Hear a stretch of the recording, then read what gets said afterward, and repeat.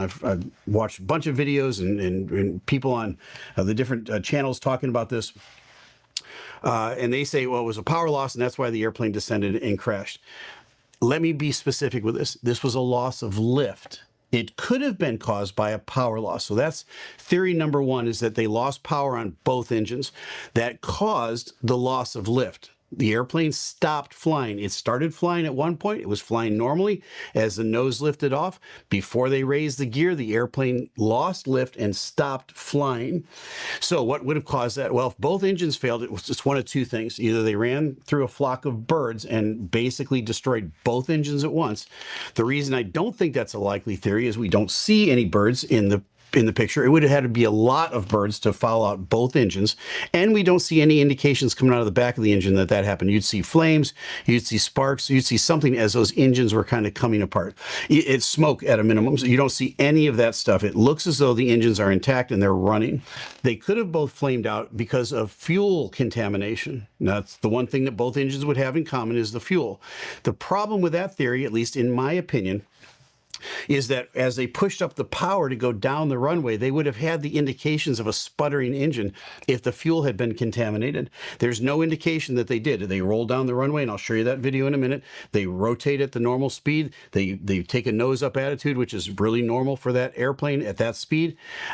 Everything else happens after that. So I don't think they lost power on the engines. Now, we could find out in a day or two. That's exactly what happened, and that's what caused the loss of lift.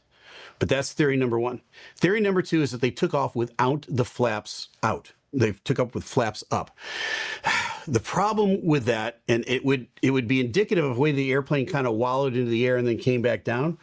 The problem with that theory is this: they would have had to get through two complete checklists and not put the flaps down, because two checklists on that airplane, and they're electronic checklists. They're integral to the airplane. It's not like a paper checklist that you hold. So the airplane literally will not let you taxi out and take off without the flaps deployed properly for that weight and that airport that you're at. All that stuff is determined ahead of time.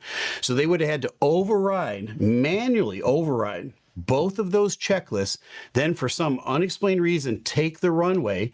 And once you put your power up in a 787, just like my 777, once you put the power up, the airplane knows you intend to go flying. If you're not configured for flight, in other words, your flaps are not deployed, it makes a racket. A big red light comes up and says config warning, and then both master caution lights in front of both pilots flash, and then a horn goes off, and it's deafening.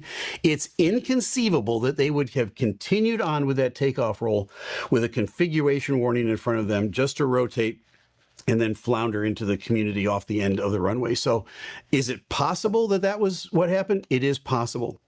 Same as with the power loss. Anything is possible here. We don't have all the details. Here's what I think happened. And let's take a look now at this other video. I wanted to show you the closed caption video of the airplane on the takeoff roll. I'm going to run the whole thing. We're going to bring it back, and I'm going to show you in detail what I think happened.